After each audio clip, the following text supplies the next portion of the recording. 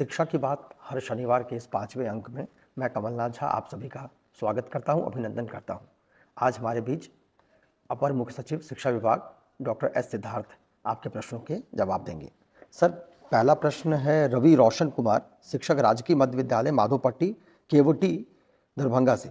इनका सवाल है सर कि शिक्षकों और बच्चों के सृजनात्मक लेखन को प्रोत्साहित करने और उनकी रचनात्मक कौशल को एक मंच प्रदान करने के लिए शिक्षा विभाग द्वारा अर्धवार्षिक अथवा वार्षिक तौर पर एक मेगा इवेंट का आयोजन किया जाए। इस इवेंट में विभिन्न प्रकार की प्रतियोगिता का आयोजन हो, यथा क्विज, निबंध, भाषण, वाद विवाद, क्रॉसवर्ड आदि।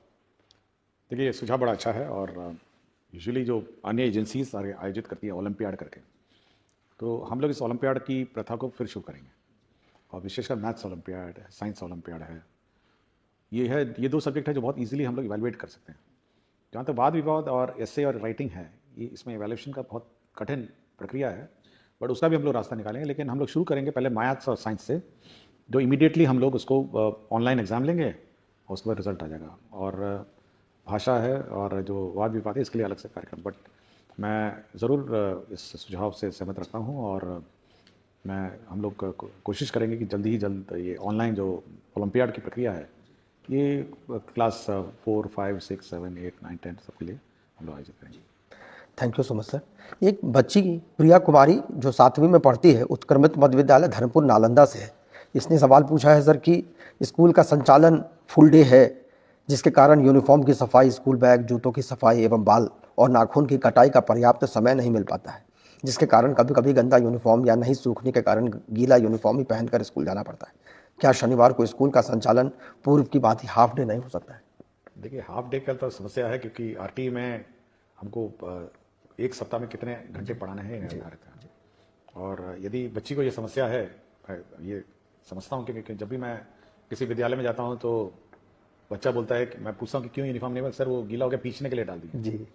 तो ये समय समय पर कौन पीछने के लिए डाला है और कौन जानबूझ के यूनिफॉर्म में नहीं आया है, इसका हमेशा डाउट रहता है।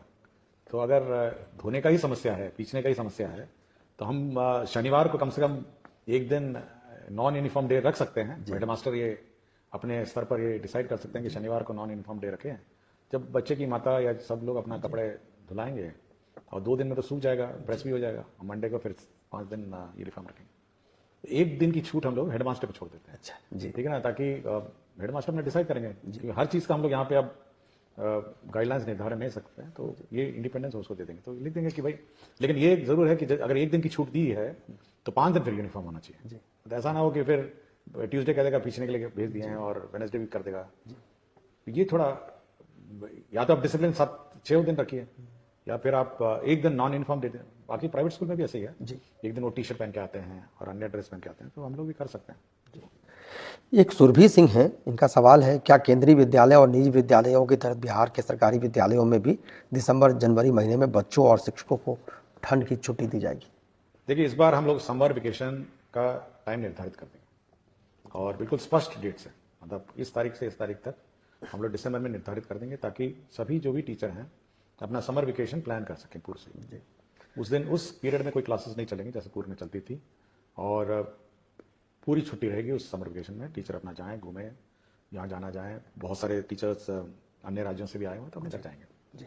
और समर वेकेशन के पूर्व केवल इतना ही हम लोग टीचरों से अनुरोध करेंगे कि समर वेकेशन में आप बच्चों को होमवर्क देंगे, समर होमवर्क देंगे और प्रोजेक्ट वर्क देंगे। जैसे प्राइवेट स्कूल में होता है ना कि आप एल्बम बना के लाइए, अपने गांव में कौन कौन पत्ते हैं, कौन कौन फूल हैं, या कौन कौन जानवर के चित्र हैं, तो ये कुछ होमवर्क जो है वो आप समर वेकेशन में देंगे, लेकिन क्लासेस नहीं होंगी। तो ये बिल्कुल हम लोग इस बार दिसंबर में ही पूरे साल का कैलेंडर निकालेंगे। जहाँ तक इस विंटर के हॉलीडेज की बात है, तो बिहार में जो मौसम का जो रुख रहता है, एक समय होता है जब वैसे ही ऑटोमेटिकली डिजास्टर मैनेजमेंट में छुट्टियां डिक्लेयर हो जाती हैं जी, और ये शक्तियां हम लोगों ने डीएम को दी हुई है कि डीएम अपने आप छुट्टी जब अधिक ठंड हो जाती है डिक्लेयर कर दीजिए, तो विंटर वेकेशन वैसी हो जाती है जी। तो समर हम लोग फिक्स कर देंगे और वो भी हम लोग इस बार टाइमिंग देख लेंगे कि कब अधिक गर्मी है, कब है, क्या है, और उसी अनुसार लास्ट ईयर का जो टेम्परेचर ट्रेंड रहा है उसी के अनुसार उसको मैच करके हम लोग समर वेकेशन देंगे। और विंटर तो ऑब्वियसली पता ही है कि कब ठंड होती है जी, और डीएम लोग ऑथराइज है। Thank you sir. एक बीपीएससी की टीआरई 1 की शिक्षिका है ऋतु राज, प्राथमिक विद्यालय 5 गाछी, टेढ़ागाछ, किशनगंज से। इनका सवाल है कि शिक्षा को रुचिपूर्ण और बहुआयामी बनाने के लिए स्कूलों में स्मार्ट कार्ड, स्मार्ट बोर्ड या प्रोजेक्टर उपलब्ध करवाने के बारे में भविष्य का क्या प्रावधान हो सकता है। एनिमेटेड पाठों का समावेश छात्रों का ध्यान आकर्षित करती है, जिससे एक गतिशील शिक्षण वातावरण बनता है और सीखना दिलचस्प और बहुआयामी होता है। देखिए, हम लोगों ने बिल्कुल किसी टीचर को रोका नहीं है। आप 42 इंच का टीवी खरीद लीजिए और अपना क्लास चलाइए जी और जो सरकार जो शिक्षा का कोष उनका है, जो राशि है विकास मत है, आप खरीद लीजिए, मना नहीं किया। बाजार में अपना लोकल में जाइए, टीवी खरीद लीजिए, यूएसबी पेन ड्राइव लगाइए, काम क्लास चला लीजिए। तो ये हम लोगों ने किसी को नहीं रोका। तो जिसको जहाँ जगह मिले, टीवी लगाना हो, प्रोजेक्टर खरीदना, अपना खरीद लीजिए। तो 50,000 से नीचे आता है टीवी, बड़ा बड़ा टीवी आता है, गाँव में मिलता ही है, सब घरों में टीवी है। तो ये हेडमास्टर पर निर्भर है और स्कूल का मैनेजमेंट पर निर्भर है कि वो कैसे संचालन करें। हम लोगों ने किसी प्रकार का कोई रोक नहीं लगाया है। और जहाँ तक राज्य स्तर की बात है, हाँ, हम लोग कोशिश कर रहे हैं कि सब जगह स्मार्ट क्लासेस लगे, स्मार्ट बोर्ड लगे, बट मल्टीमीडिया टीचिंग जो टीवी के माध्यम से होती है वो तो खुद ही कर सकते हैं। जी। एक प्रेम प्रकाश मिश्रा जी हैं, अध्यापक टीआरई 1 के हैं, उर्दू प्राथमिक विद्यालय मदनपुर औरंगाबाद में है। इनका सर सवाल है कि उर्दू विद्यालय में सामान्य शिक्षक के पदस्थापन के कारण बच्चों को पढ़ाने में बहुत परेशानियां आती हैं, क्योंकि सारी पुस्तकें उर्दू में हैं, हिंदी और अंग्रेजी छोड़ के, और उर्दू न आने के कारण गूगल ट्रांसलेट का उपयोग करना पड़ता है, जिसमें कई बार बहुत परेशानियों का सामना करना पड़ता है। क्या विभाग इस पर कुछ विचार करना चाहेगी कि उर्दू विद्यालय में पदस्थापित सामान्य शिक्षक का ट्रांसफर या प्रतिनियुक्त किसी अन्य हिंदी विद्यालय में हो सके? देखिए, उर्दू विद्यालय में जैसे कि खुद ही कह रहे हैं कि सब सब्जेक्ट्स उर्दू नहीं है, कुछ हिंदी और इंग्लिश है और कंप्यूटर भी है। तो जो सब्जेक्ट्स इनके उर्दू से संबंधित नहीं है वो तो पढ़ा ही सकते हैं। लेकिन एक बार हम लोग रिव्यू कर लेंगे कि कितने उर्दू टीचर हैं, कितने ये हैं, और हिंदी टीचर उर्दू स्कूल्स में हैं। बट जो नॉन उर्दू नोइंग टीचर हैं, कम से कम जो गैर उर्दू सब्जेक्ट्स हैं, कंप्यूटर है, उस मतलब कुछ साइंस है, ये सब पढ़ा ही सकते हैं। बट ये हम लोग मिसमैच जो हो गया है, ये एक बार चेक कर लेंगे। Thank you sir. क्या विनय स्कूल शिक्षक है सीवान से, क्या अब कक्षा 8वीं और 10वीं के बच्चों को मुख्यमंत्री बिहार दर्शन योजना के द्वारा भ्रमण नहीं कराया जाएगा? क्या बच्चों को अपने से ही कहीं भ्रमण के लिए ले जाया जा सकता है? यदि हाँ, तो इसके लिए क्या करना होगा? देखिए, ये कंपलसरी है। हर साल हम लोगों ने जो योजना मुख्यमंत्री परिभ्रमण योजना है, ये सभी के लिए लागू है और सभी को ही करना है। तो जो स्कूल छूट गए हैं, जिन जिनका नहीं हुआ है, उनका हम लोग करा देंगे। और परिभ्रमण में हम लोगों ने बहुत ही क्लियर कहा है कि आपका पटना म्यूजियम है, बिहार म्यूजियम है, और जितने भी हमारे बिहार के दर्शनीय स्थल हैं, वहाँ बच्चों को ले जाएंगे और बच्चों का भ्रमण कराएंगे। तो जो स्कूल छूट गए हैं वो हम लोग कंप्लीट करवा देंगे। Thank you sir. ये एक शिल्पी सिन्हा है, उत्क्रमित मध्य विद्यालय रेवा मसौढ़ी पटना से। इनका प्रश्न है कि प्राथमिक से लेकर उच्च माध्यमिक तक सभी बच्चों के लिए विद्यालय का समय एक ही क्यों है? क्या प्राथमिक विद्यालय में बच्चों के समय में थोड़ा बदलाव किया जा सकता है, क्योंकि इन कक्षाओं के पाठ्यक्रम में बहुत अंतर है? अगर यह संभव हो तो इस पर कुछ विचार किया जाए। हमने पहले भी कहा कि मल्टी टाइम स्लॉट सिस्टम हम लोग लागू करने वाले हैं जी। और छोटे बच्चों के लिए अलग टाइमिंग और बड़े बच्चों के लिए अलग टाइमिंग, और ये छूट हम लोग हेडमास्टर को देंगे कि कौन क्लास में छोटे बच्चे पढ़ेंगे, कौन क्लास में बड़े बच्चे पढ़ेंगे। तो ये छूट हम लोग देने वाले हैं। जी। थोड़ा सॉफ्टवेयर में इसको अपडेट करने की आवश्यकता है, क्योंकि अटेंडेंस सिस्टम इलेक्ट्रॉनिक है। जी। तो जैसे ही ये स्लॉट सिस्टम अपडेट हो जाएगा, हम ये लोग हेडमास्टर को ही ऑथराइज कर देंगे कि आप छोटे बच्चों के लिए अलग टाइमिंग रखिए और बड़े बच्चों के लिए अलग टाइमिंग रखिए। क्योंकि छोटे बच्चे खेल कूद, आर्ट, कल्चर, बाकी सब अन्य विधाओं में अपना करेंगे, और बड़े बच्चों का जो कोर्स वर्क है कुछ ज़्यादा रहता है, तो उसका अलग टाइमिंग रहेगा। तो मल्टी टाइम स्लॉट सिस्टम हम लोग टाइम लागू करने वाले हैं। जी, ये बहुत उपयोगी है सर। ये कुमार नरेंद्र हैं, प्रधानाध्यापक राजकीय मध्य विद्यालय वंशी पचड़ा, तरियानी शिवहर से। इनका है कि सभी प्राथमिक और मध्य विद्यालय में एक कक्षा अलग से ब्रिज कोर्स का पूरे दिन चलाया जाए, जिसमें अधिकतम 20 चयनित बच्चों को 6 माह में निर्धारित लक्ष्य को प्राप्त कराकर उम्र सापेक्ष कक्षा से जोड़ने का कार्य किया जाए। यह कार्य उच्चतम कक्षा से करते हुए क्रमशः नीचे की कक्षा तक लाया जा सकता है और पूरे साल यह कार्य किया जाए, क्योंकि कई कारण से कुछ बच्चे पढ़ाई में सामान्य रूप से प्रगति नहीं कर पाते हैं और सामान्य कक्षा में उन पर व्यक्तिगत ध्यान देना शिक्षकों के लिए संभव नहीं हो पाता है। इस संबंध में विभाग की क्या योजना है? इसमें हम लोगों ने मिशन दक्ष चलाया और करीब 8 महीने इसको हम लोगों ने चलाया, और अब देखोगे टाइम टेबल में लास्ट टाइम मिशन दक्ष का भी टाइम स्लॉट था, लेकिन ना ही बच्चों ने रुचि लिया ना टीचर ने रुचि लिया जी। और क्योंकि जब सारे बच्चे चले जाते हैं बच्चे रुके नहीं, तो इसलिए मिशन दक्ष जो है उस टाइम स्लॉट में चलाने। और इस बार जो टाइम टेबल जो हम लोगों ने इशू किया है उसमें मिशन दक्ष का टाइम टेबल नहीं है। उसमें आप देखेंगे कि 3-15 के बाद रेगुलर क्लास ही है, बट मिशन दक्ष के लिए अलग क्लास है। हम लोगों ने ये कहा कि जो कमजोर बच्चे हैं वो हर क्लास के प्रथम 2 रो में बैठेंगे, जी। First row and second row. बाकी जो सामान्य स्टैंडर्ड के बच्चे हैं वो पीछे बैठे, ताकि जो टीचर है वो उस पर नजर रखेगी कि सामने वाले 2 रो में बच्चे पढ़ रहे हैं नहीं पढ़ रहे। क्योंकि मैं जब भी इंस्पेक्शन में जाता हूँ जी। तो देखता हूँ सबसे कमजोर बच्चा सबसे पीछे बैठा रहता है, बिल्कुल। और सबसे चालाक बच्चा सबसे आगे बैठा रहता है, और पीछे जो बैठा रहता है वो दूसरी दुनिया में खोया रहता है। उसकी ना किताब रहती है, ना बैग रहता है, ना यूनिफॉर्म रहता है। ऐसा लगता है जैसे जबरदस्ती वो स्कूल में बैठा है। जी। तो हम लोग ने कहा इस प्रकार के बच्चों का प्रथम बेंच पे और सेकंड बेंच पे बैठिए। और प्रथम बेंच और सेकंड बेंच में आजकल देखेंगे ना बहुत स्मार्ट और इंटेलिजेंट स्टूडेंट बैठते हैं, बिल्कुल। और बिल्कुल ध्यान देते हैं, बिल्कुल कॉपी वॉपी सब ठीक रहता है, यूनिफॉर्म। ये पीछे बैठे जी। और ये कमजोर बच्चे आगे बैठे, ताकि कमजोर बच्चे अच्छे बच्चों से सीखें पहले तो, और टीचर की नजर रहेगी। तो पहले तो ये है। दूसरा, हम लोग ये व्यवस्था भी करने जा रहे हैं, जो हमारे स्कूल्स हैं ये 4 साढ़े 4 बजे खाली हो जाते हैं, 5 बजे तक तो स्कूल लॉक हो जाता है। और ये बहुत इंपॉर्टेंट एसेट है, मतलब ये शिक्षक जगत में ये बहुत इंपॉर्टेंट एसेट है एजुकेशन सिस्टम में।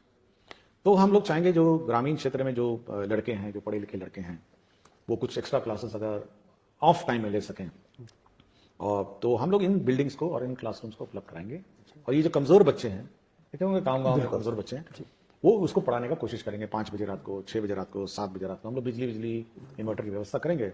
लेकिन ऑफ स्कूल आवर्स में अगर ये इस टाइप के जो स्थानीय लड़के हैं, प्राइवेट ट्यूशन बहुत लोग चलाते हैं, बिल्कुल, तो कुछ ऐसी कोई व्यवस्था कोशिश कर रहे हैं हम लोग कि ये जो कमजोर बच्चे हैं उनको अलग से 5, 6, 7 बजे रात को उनको पढ़ाया जाए। जब खेलने वेले का समय खत्म हो जाए तो कुछ बैठ के 1 घंटा 2 घंटा पढ़ाया जाए। तो हमारी इच्छा है कि बड़ी जल्दी से इसको ब्रिज कोर्स को कंप्लीट करना पड़ेगा। बहुत सारे हम लोग अभी इवैल्यूएशन हम लोगों ने किया है, तो बहुत सारे बच्चे हैं जो इस प्रकार पीछे पिछड़ गए हैं अपने अपने क्लास में।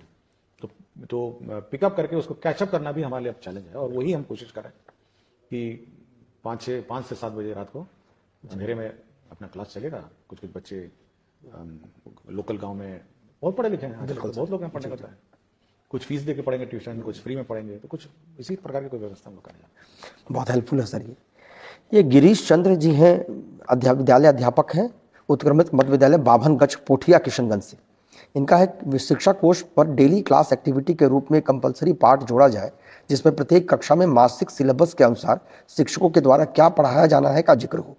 साथ ही प्रत्येक दिन पढ़ाए जाने वाले पाठों की जानकारी तस्वीर के साथ शिक्षकों के द्वारा खुद के आईडी से अपलोड करने की व्यवस्था होनी चाहिए।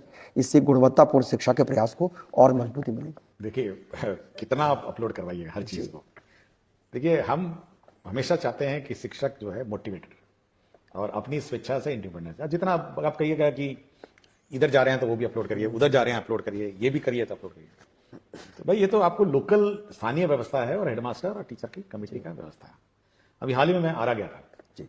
आरा में एक स्कूल में मैंने देखा कि वहां पे दीवार पे ये लिखा हुआ है, मतलब पूरा का पूरा टाइम टेबल है कि सप्ताह में मतलब कौन सा क्लास का कब टाइम टेबल होना चाहिए, क्या चैप्टर होना चाहिए, पूरा लिखा हुआ है। और ये भी अंकित है कि वो चैप्टर ऑन टाइम है या पिछड़ गया है।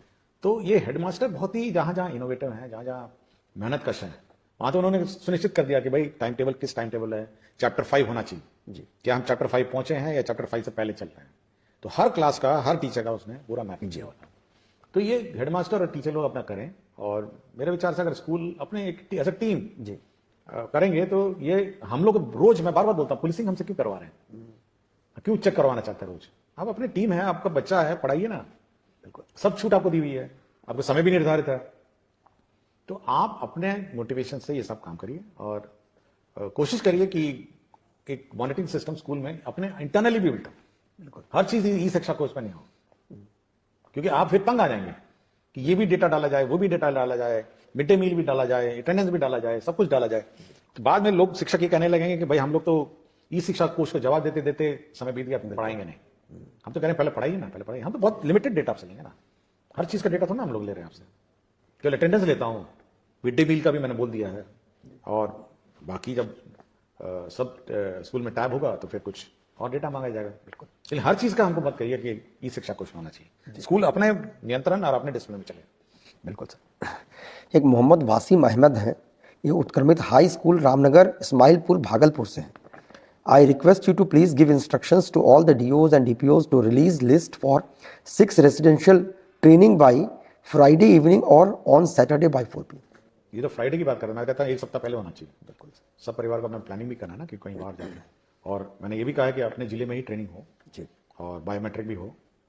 तो मैं चाह रहा हूं, मैं कोशिश में हूं कि सभी जो ट्रेनिंग है उनके अपने जिले में होंगी और एक सप्ताह पहले कम से कम एडवांस सूचना होनी चाहिए। बहुत अच्छा है सर। इसमें एक महेश कुमार हैं, विद्यालय अध्यापक है, 9वीं 10वीं में पढ़ाते हैं सामाजिक विज्ञान। ये नवराष्ट्र विद्यालय पताही मुजफ्फरपुर से है। इस सामाजिक विज्ञान में बिहार टेक्स्ट बुक की जो 2000 बिहार टेक्स्ट बुक का 2005 के बाद के आंकड़े को अपडेट नहीं किया गया है, जिसके कारण 2024 में भी 2001 के जनगणना के जुड़े आंकड़े दिए गए हैं जो उपयोगी नहीं है। इसे 2024 तक अपडेट किया जाए और प्रत्येक वर्ष सभी किताबों को अपडेट किया जाए सर। ये तो हम लोग का डायरेक्शन है, हर वर्ष इसको अपडेट किया जाए जी। मैं एक बार चेक करा लूंगा, मेरी जानकारी में सब अपडेटेड किताबें हैं और इस बार प्रिंटिंग से पहले हम सब चेक कर लेंगे अपडेटेड अपडेट हो। Thank you so much sir. Thank you, बहुत बहुत शुक्रिया।